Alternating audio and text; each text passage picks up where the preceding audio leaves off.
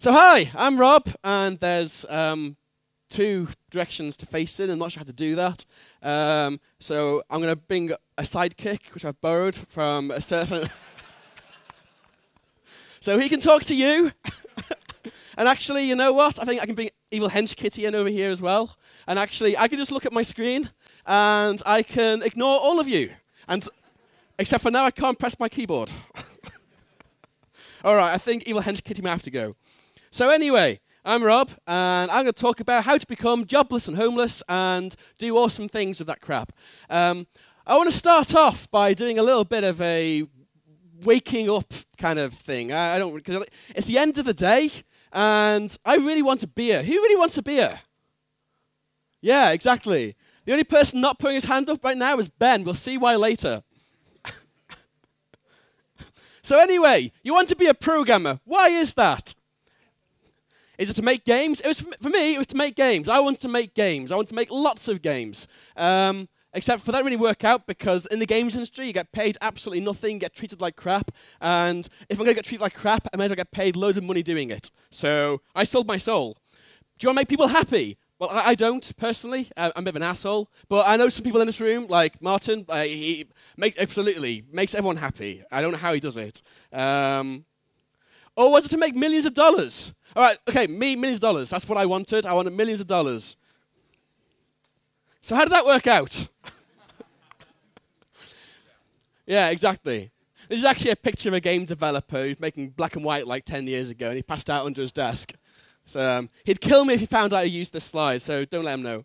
So anyway, I want to have obligatory audience participation time because I need you all to wake up. So if everybody can stand up for me. Such power! Look at that, I raise my arms, up you go. Tony the Pony says, hey, get up, and you get up. It's wonderful. So anyway,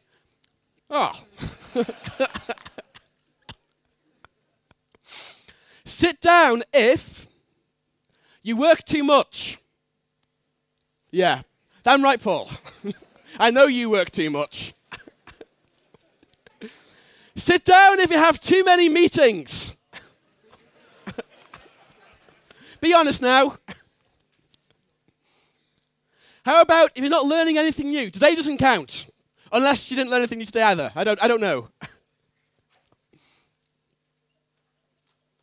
How about if you're planning on quitting in the next 6 months? If you're with your colleagues, I guess you probably don't want to do that.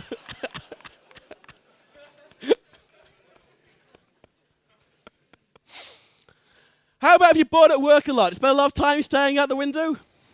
Anybody? So there's not many of you left, really, is there? But those that are left, where do you work and are you hiring? Because I'm jobless and homeless. You can sit down now. But you probably want to make a note of who those guys were and ask them for a job later. So, I'm going to tell my story. What on earth happened for me to look like that? I think I was 6, actually, that photo. So my story. Last year, I moved to Belgium, which is probably my least favorite country on this planet. Primarily because I spent 2 years there, and my word, what a boring place. But I was working for one of those companies, you know, the ones with Silverlight and .NET and lots of money, lots of really good money. Oh my God, I was bathing in money every night. I didn't know what to do with it. I was just rolling around in my piles of spare cash. It was beautiful. And I was really good at programming. I am damn awesome at this thing. I sit there, I tap at a keyboard, and code happens. That makes me a good program. I'm fairly sure of it. If I write lots of code, that means I'm good, right? I was so good, I was asked not to write code anymore. No, Rob, you can't write code anymore. What you need to do is spend all your time in meetings, playing politics, managing teams, and not building software. In fact, you know what? Who cares if we build software? I think apart from one bit of code that I wrote, nothing actually got shipped the whole time I was there. I felt very productive. We wrote a lot of code. So one day, I was in a meeting and I rage quit. I just sat there in a meeting. It was another one of those really, really horrible meetings. I just got back from a big weekend at a conference or something, and I sat down in this meeting to discuss something really bizarre, like where some files were going to go on a hard disk or something. I really don't know. Why was I in this room? So I stood up and went, no, enough. I'm leaving. Screw you guys. I'm going home. And I did. But actually, I didn't just leave. So,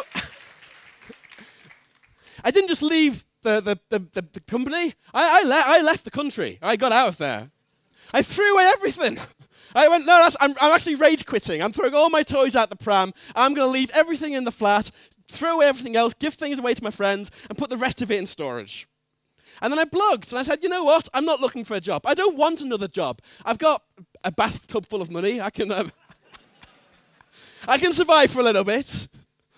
Lucky me, it's good. What I will actually want to do is I want to go and work other places. I want to go and work for other people and see, is it possible to do development work and not hate my life? Because I'd forgotten how to not hate my life. I was not learning anything. I was not building anything. I was doing a little bit of code. Ironically enough, I was talking more about writing code than I actually was writing code, which is absolutely stupid. So I went, okay, if you pay me to get to where you are, and you put me up in some kind of accommodation. I don't really care what accommodation. It could be a cardboard box somewhere. As long as it keeps the rain and moths out, it's fine. And I'll work on anything. I don't care what it is. I'll just work on it. Just get in touch. And my goals. Oh, actually, let's do it right. My rules. Rules are important. You got to set rules for these things. And this is actually really important. I said, basically, if it's not in my calendar, it does not exist. It is not happening. And I got the companies who were interested, because obviously if you write a blog and you say, hey, I'm going to work for free, you get a lot of emails. I got a lot of emails. And that's great, because, emails are great. But the problem is, people are flaky. And they send you an email and say, hey, I'm interested. And then you actually don't do anything with it. So I said to them, look, I've got a calendar. I'm going to book it up until June. And first come, first served. If it's not my calendar, it ain't happening. If you're too late, then it ain't happening. The exception is, if you're somewhere warm and sunny, I might bend the rules. I might work around that a little bit. And I had goals from this. I had goals. I wanted to actually gain something from this experience. And what I wanted to gain, I wanted to build some cool stuff. I wanted to go into a company and sit down on a keyboard and write code and deliver and ship some software. I hadn't done it in a while. I was feeling a little bit itchy. I wanted to prove that I still could, because it's quite difficult, I wanted to make some new friends. I was in Belgium. I mean, have you met any Belgians in this room? Good. I wanted to make some new friends who weren't Belgian. I wanted to get a suntan. Really, really important to me. You see my pasty white belly there? Not good. Not good at all. So anyway, I went on a journey. Here's a map of my journey. It's a pretty good map. I went around a lot and over there a little bit and got a suntan. See, brown, it's good. And I went to work at all these places for free. But first, I went to the Outer Hebrides. I went to a Lithuanian wedding as a Seb. I went to Greece. I went to Israel. I went to Hawaii. I went to San Francisco. I went to the Eurovision Song Contest. Yes! Russia was robbed. Bit of vino in France, obviously, very important. I joined a startup doing Ruby. I quit a startup doing Ruby.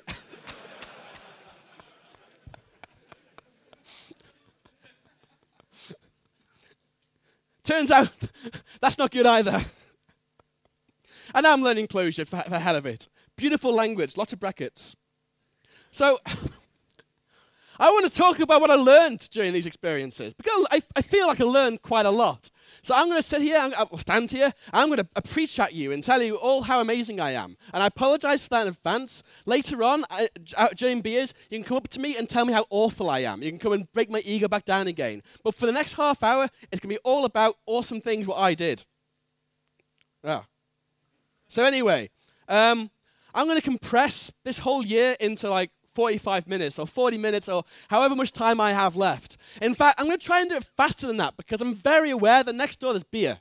And I really, really want a beer. Once we have the beer, you can ask me about all the bad details I didn't actually mention during this talk, because there are some things that just aren't safe for broadcast or recording. So, lesson 1. This is the first thing I did. I went, you know what? I've been in Belgium, I've been busy, I've been working, and I've done nothing really that fun or by myself or whatever. I'm going to go to a lonely Scottish island and sit there for a week and do absolutely nothing. I didn't think about this very much. It was the middle of winter. I'm going to the northwest coast of some godforsaken island in the middle of Scotland. Bad weather. And when there's bad weather, things like this happen. So that's my hire car. I hired a car, I crashed the car. I rolled down a hill, completely totaled it. And it was quite interesting, reacting to this failure, because it was a complete failure. I mean, wow, I can't drive at all. But, you know, it wasn't that bad. Because the weather was crap, I was driving quite slowly. I was wearing my seatbelt, and I'm one of those stupid people who always pay the extra money for the insurance. Like, you know, a complete rip-off, and you never do it. I'm one of those people who actually do. And when you do things like that, you're really glad you paid the money, because it cost me nothing. And then moving on from that, the next thing I did was go back to the hire car company and say, yes, I've ruined your car, I know that. You can get a new one perfectly fine. I'm perfectly fine. I have 3 days more holiday left. Can I have a new one, please? And they gave me a new one. We rolled forwards. We got on with things. They got me thinking a little bit. Because when I was working at a big, large enterprise company, we got nothing done. And we got nothing done because we were afraid of failure. We were crushingly afraid of failure. And why are we afraid of failure? We're afraid of failure because people blame us for the failure. We're afraid of failure because it might cost something. We're afraid of failure because we're afraid of failure. It's ridiculous. I went, this is not how we should be doing things. And you know, we have lots of constructs in our code bases. We have lots of constructs when working to prevent failure from being a big disaster. So obviously tests or whatever, unless you're Ben, you don't write tests, which is cool. Short iterations, you know, it's a good insurance policy. Responding to failure with what's next. If I failed, not a big problem. What am I doing next to deal with the failure? You know, if my failure is cheap, there's no big deal of just moving on and doing crap. And that kind of summarized that for me. It was like a punch in the face, or rather actually a car crash. It was really quite defining. Actually, I have flashbacks even now to that car crash because it was a little bit scary. But, you know, it's good to learn from these things. Lesson 2. It's not the platform. So, this is quite an interesting one. Does anyone here follow me on Twitter? Nobody. What? Wait a minute. I am disappointed in you. Actually, that's a good thing, because that means you don't hate me already, which is good. So I spend all my time ranting about everything, especially the technology that I'm using. I don't like Ruby, I don't like .NET, I don't like JavaScript. I don't really like anything. It's all rubbish. But one of the things that really gets my beef is the .NET framework. And I don't know why. Why am I so angry about it? Why has it annoyed me so much? You know, I just don't know why I hate it so much. So I want to tell you a story about 2 clients that I went to. So I actually had 2 guys say, hey, we do .NET, we're building software, build software in .NET. And I went, what? I just spent 2 years doing Silverlight. I don't want to C#. I say doing Silverlight. Obviously, I was watching other people do Silverlight. I can't actually do Silverlight. So my 2 clients, one of them, know this guy? He knows this guy. He's a cool guy. He got me out to Israel and gave me an apartment, gave me a car, which was quite brave of him, given the previous week I'd crashed the other one. I phoned him up one morning and went, I've broken your car. And he goes, what? And I left the battery on overnight and the thing went down. His response was kind of cool too. He just gave me his car, rolled forwards, and then here's my car, which actually is even more brave of him, thinking about it. And the other one, that's a big spider, let's not go there yet. And the other one was a guy called Truthfine. He's a startup in Birmingham. I say startup, it's more of a lifestyle business. But he had this idea and he wants to make a product. I went, okay, I'll build a product for you. I'll come up for a week and do that. And you know what?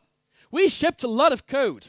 I was in Israel for less than 2 weeks. And we pretty much wrote an entire new version of RavenDB, like all the features and things like that. It was absolutely phenomenal. We got so much done. And with the startup, we finished it. We published it. We shipped it. He's now making money. It's pretty cool. I'm not making any money, but he's making money, so I'm really happy for him. See, I've grown as a person. I'm not that miserable anymore. I'm really happy with this guy. So, basically, we delivered. So, .NET was never the problem, it occurred to me.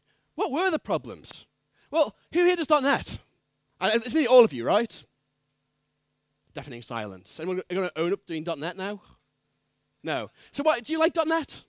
Somebody here not like .NET? Somebody here not, well, I know you like .NET. I like .NET too. But what are the problems? The problems are bad tooling. Who here uses TFS? Who here likes using TFS? Right. What? I saw that hand. We're having words later. Things like, I don't know, Lotus Notes. In the enterprise environment, that kind of thing is really prevalent. You're doing .NET, you're probably using Lotus Notes. Oh my word, just awful. Low trust environments. Antivirus software, the internetless machines, no software patches, no ability to upgrade our own software or do anything with things because you're not trusted enough. Makes everything really slow, pretty unfortunate. Bad management practices. We're doing Agile, but a little bit different. We're doing Scrum, but that kind of thing. No, okay. Poor shipping mentality. Yeah, we're working on this bit of software, and we'll deliver it in 6 months, 12 months. Are we going to deliver it? No, we're not going to deliver it, actually. We cancelled that project already. We're not going to ship anything. That's my experience in .NET. And it's not .NET. What it is enterprise. Turns out I really don't like enterprise. Me and enterprise do not get on. And I learned that by going to work with these two chaps doing .NET, which is something that I had a gut reaction against. I went, .NET, what? And I started just bashing code out. I installed VS Vim and ReSharper, and my life was heaven. Fantastic. Visual Studio is still a slow piece of crap, but you know, I can get over that. It's all right. How do I go next slide? Oh, there you go. Wonderful. So, moving on from that, .NET's great. You know, I do .NET. I've been paid to do .NET for a very long time. I've used it since Beta 1 or whatever it was, and it's been my good pal all these years. Obviously, I've done some other learning as well and built stuff, but this was a really fun one. So, this is one of my favorite clients over this time period. It was a bunch of Greeks, and they phoned me up and said, we don't know who you are. I have no idea who you are. One of our developers just went, yeah, he's free. We'll hire you. We'll take you. I went, okay, well, I've heard that before. And he went, how about April? This week's there. Right there and did it. Didn't know who I was or anything about me or what I even coded in. Not a clue at all. And I thought that was quite interesting. And I call them the Agile Greeks. Now, I don't know why there's a big spider on my slide there. All these images came from Flickr. I searched for Creative Commons things. I thought I'd be a good citizen, not steal pictures. When I typed Agile Greeks into Flickr, I got lots of spiders. So there's something these guys know that I don't. If anyone does know, do let me know. So yeah, no idea who you are, but you know what? We could do an extra pair of hands. Let's do some stuff. I went, cool. Then I didn't speak to them until April. So he phoned me up as I'm getting on the plane and says, hi, Rob, what do you code in? What do you work in? What do you know? Well, I know some JavaScript, I know some stuff like that. Oh, that's useful. We do some Node. Okay, cool. Well, come on. So what we do, and he went on this big explanation of what I did for software and what their thing was. And I sort of told him, that's a stupid idea. It's never going to work. But I'm going to come and build it anyway because why not? And he went, you might want to read his PhD thesis. And I went, what? So I'm not a reader. I can't read books to save my life. I don't learn from books. I learn from doing things. And the first thing I have to do for this company is sit down in an aeroplane and read this big 50-page document followed by this massive appendix full of code co-authored by Alan Kay on this weird little language called Ometa. Ometa is that thing. Who can read that? Anyone read that? You can read that. Oh, well done you. Actually, that's cheating. I showed you last night. So I saw 1,000 lines of this garbage and went, I can't do that. What the heck is this? I'm 12. What is this? And I panicked the hell out. I was just so lost. So basically he went, what we want is this feature. I want to ship a feature in 2 weeks, or at least get some way towards it. I want you to do it. Go, have fun. And left me to it. Which is kind of nice. I'm in Greece, it's sunny, there's a lot of room available, and it's kind of nice. So, my breakdown of time spent. I spent 20% of my time, especially 2 days, just staring at a screen going, I can't read this. I'm actually stupid. This is not going in. Just trying things out, nothing working at all. My God, I felt a complete moron. So because of that, I spent a lot of my time weeping into my glass in a rum bar, going, I can't do this. Drink some rum. That makes me feel better. I still can't do this. Now, I put my hands up and said to them, look, I can't do this. This is actually, I can't understand anything about this. There's no documentation available. There's very little code demos on the internet. There's nothing to learn from. And they went, just keep trying. You'll get there. Oh, okay. Well, that's reassuring. Okay, cool. So on the third day, I managed to write a little hello world thing. And basically what this language is like it's a parsing grammar for rapidly prototyping new languages, apparently. And I managed to make a hello world thing, which like parsed some JSON or something. Hey, I've succeeded this thing. So I spent the next amount of time just flinging code out manically, going, I want to ship it, I want to ship it, I want to ship it. And writing blog entries too, which bored everybody to tears, because these blog entries are pretty awful. But it was documenting my learning progress. But I shipped it.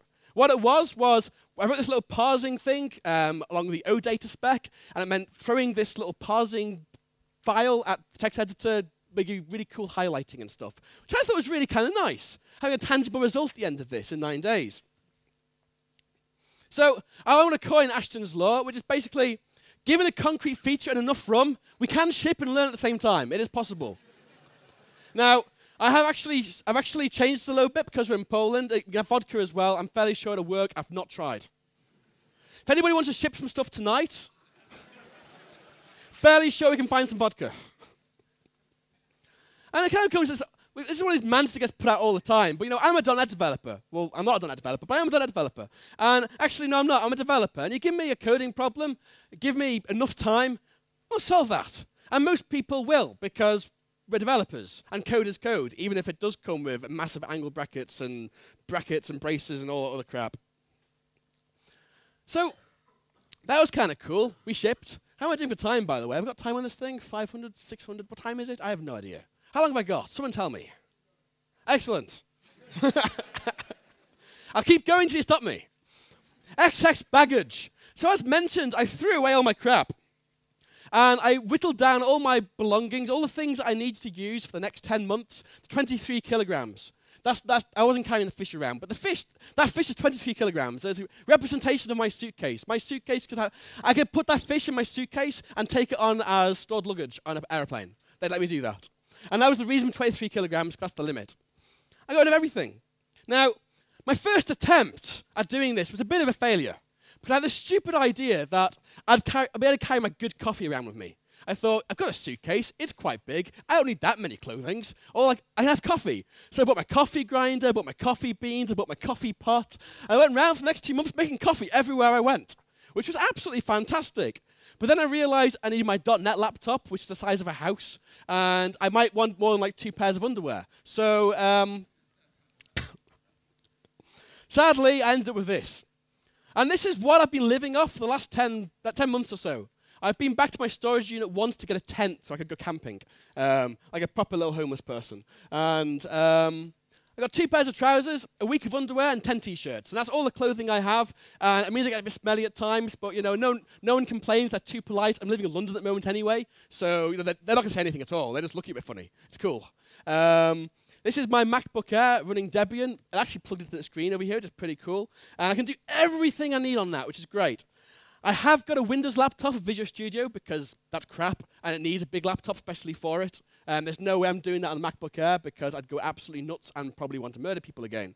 Murder people. I didn't say again. Sorry, that was slip of the tongue. Oops. So, what have I learned from this? You don't need that much stuff. Now, it's hardly like I've stripped down like all my belongings. I'm carrying around like 5,000 pounds worth of Apple gear, so I'm hardly like living light or anything. But I really, really missed my Xbox and my giant beanbag. I really missed these things. You know why I missed these things? Anyone want to guess why I missed these things, especially right now? Anybody? Grand Theft Auto's out, and I can't play it. You have no idea how frustrating this is. So I'm actually considering getting a house and living in it for a little bit, just so I can play Grand Theft Auto. I'm not joking. I'm thinking about doing it. I'm pretty serious about this. So, basically, all that stuff, you don't need it. Except Grand Theft Auto, we need that. Like, if I was up at in Sweden, I'd be like asking the Tretton guys if I could go around their offices and play some Grand Theft Auto right now, because they've got like a big screen and bean bags and everything, haven't you? Yeah, quite jealous. Having fun. Now, I have had quite a lot of fun this year, which is good because the past 2 years I lived in Belgium, and Belgians don't know how to have fun. In fact, the only time I ever had fun in Belgium was when we all got a car and drove out of Belgium to have fun.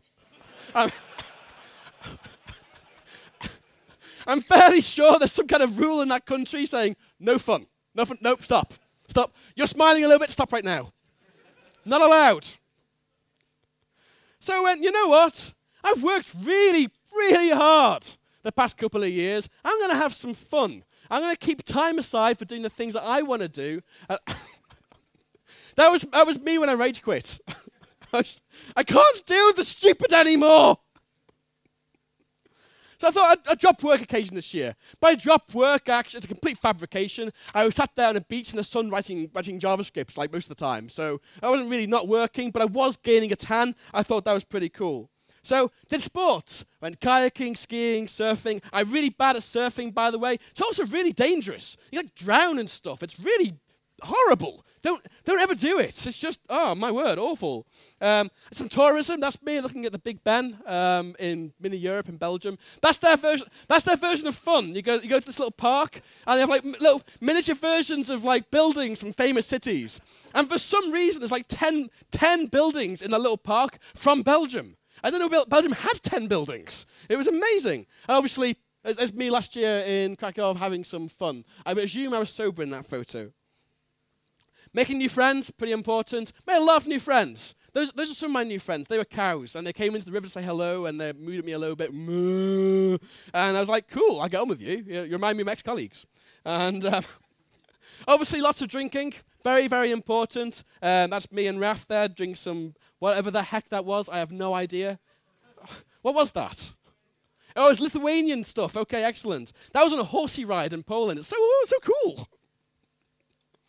And I kind of went, actually, I can kind of get behind these people who do that really crazy thing of getting married, having children, and not working that much, and having time off, and all that other stuff. And before I did this, I was quite scathing of those people. Like, why aren't you just coding all the time? Coding is brilliant. We should be working and building stuff. Paul, take note. You haven't got to work all the time. You can, go and see your girlfriend. It's allowed. No, I don't think so. You've got a dog, for crying out loud. You can visit it.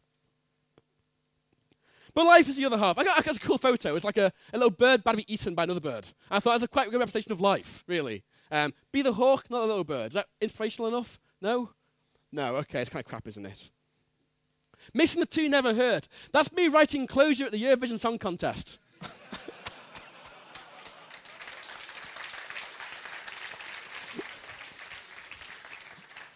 In my defense, the UK entry wasn't very good, and there was free alcohol and Wi-Fi, which is pretty much my perfect coding venue. Got a lot of stuff done. And this will be the first and last time I ever say this in public, so let it be known. This is actually, I'm going to say, it's not going to kill me, I'm going to say it. People are amazing. I like people. People are absolutely great. Okay, I feel a bit sick having now done that, but I felt I had to let it out. So after this car crash I mentioned, it's kind of scary. I'm in the middle of this island, middle of absolutely nowhere. I have just rolled down a hill. My car's like over there, sort of trunching away by itself. I run out onto the road going, I don't know what I'm doing. And 6 cars stopped. Now actually it's kind of funny because they're on a blind corner and it's really icy and slippy, and the same reason I crashed, they probably caused other people to crash. But it's nice that they thought about me. And this GP pulled over and went, yeah, you can't really get anything out of the car because it's going to roll down the hill even more because it's bouncing on a little wooden post, and okay. Tell you what, I'm going to give you a lift to the nearest bacon shop. I'm going to buy you a bacon sandwich and give you some money. And then you can call up the garage, they'll come and fix it, and I've got to go and do my rounds after that. And that was really nice of her. She didn't have to do that, but she stopped, she gave me money, knowing she'd probably not get it back. Oh, she did actually. I found her GP and gave the money back. Very important. But that's so cool. As a complete stranger helping me out like that was just a really nice feeling. When I was ambling through Greece, which I did, I took a weekend off because it was a bank holiday. I went for a nice long walk across this island. I did a 15-mile hike all by myself. I got lost quite a lot during a 15-mile hike because this island is quite a big place and there's lots of forests and things. I was bumping into people and they were like, what are you doing all the way out here? You want to Town's that way. Town's that way. Do you want a lift? It's quite a long way. And like all these people kept stopping to help me, even though I hadn't asked for it. And I thought, well, that's kind of nice too. It's a little bit irritating because I'm here to be by myself and you guys keep interrupting me. But, you know, the thought counts. So I'm going to take that and be really happy. When I was in Hawaii, I actually hired a car, but because I was drunk so much, I couldn't actually drive it. So I thought this is kind of cool, is that everywhere I walked, if I was going along the road, people would just stop and give me a lift. Oh, that's really nice. I didn't have to hire a car at all. I could just walk everywhere. Like get lifts everywhere. Oh, it's just nice people. I would never do that because hitchhikers smell, you know, but they did it, and I thought, well, that's nice. And this one's a really good one too. So one of my clients, bit of a shoestring company, had no money. And they got me over there, and they went, okay, well, you're staying at my parents' house. I thought, oh, well, great, you know, are you there? No, I'm back in England. So they sent me out to this country, they're back in England, and I went to stay at their parents' house, who'd never met me, and I'd never met the boss either, so I never met any of these people at all, and I stayed at this guy's house, which was just bizarre. So I turned over like, hi, I'm Rob. Oh, how do you know Alexandros? I don't. Oh, okay, well, the tea's in that cupboard there. I heard you're British, you like tea. And they actually got tea for me, which was very nice of them. I'm a coffee drinker, I explained, but, you know, I didn't have that because I'm British and clearly don't drink coffee. Bastards. I mean, great people. I mean, but man, they're so lovely. All they asked in return was that I spent like an evening in the English school talking English at the children, which, you know, in England, they'd never let me do. I mean, they would never let me in the children. That's just... that's corrupting influence. But they just walked in and went, hi, English, hi, children. The world is a depressing and miserable, bleak place. Don't go out there. And I pretty much made them miserable. It was just awesome. So I'm a bastard, but all these people are great. And I'm like, thank you very much to all these people because they make me a much happier person. I want to go into this one here, and it's kind of funny because someone came up to me today and asked me this question about, like, what do I do? I've seen you wrote a blog entry about your experiences and not working in crap places or whatever, and they went away was it you? Yeah, absolutely. And they went away going, I'm feeling really miserable now. So I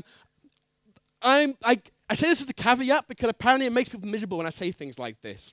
We're never stuck. Thing is, we can't all do this. Now, I was quite lucky, as I said. I was swimming in a bathtub of money, and I spent it all going traveling. It was great.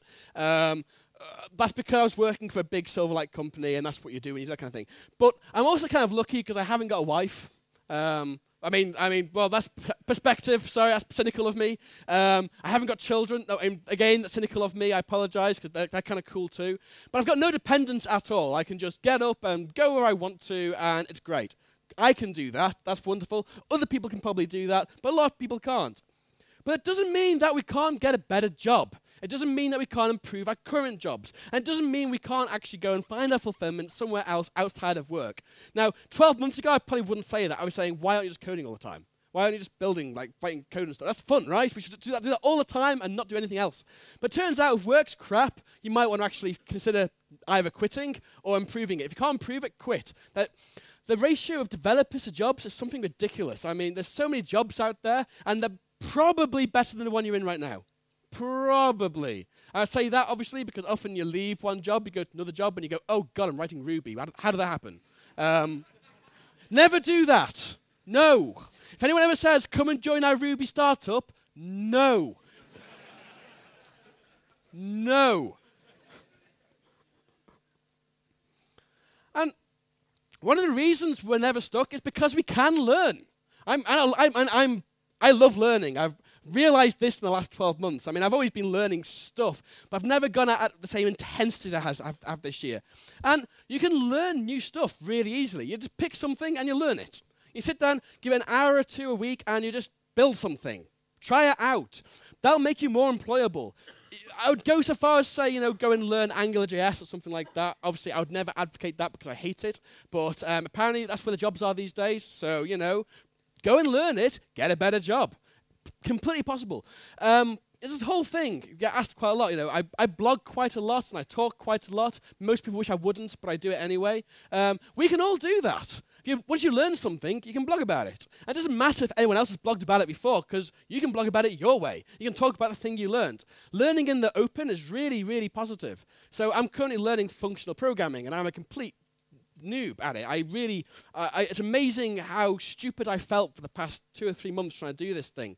And I've blogged all about it. So I'm blogging all about these stupid things like how do I call a function? I just have no idea at all. And seriously, my first blog post is like that. And it's not like you can't find the information out anywhere else, but I blog about it anyway. And the reason I do that is because it'll get me probably a job in the future, maybe, if I don't stay jobless and homeless.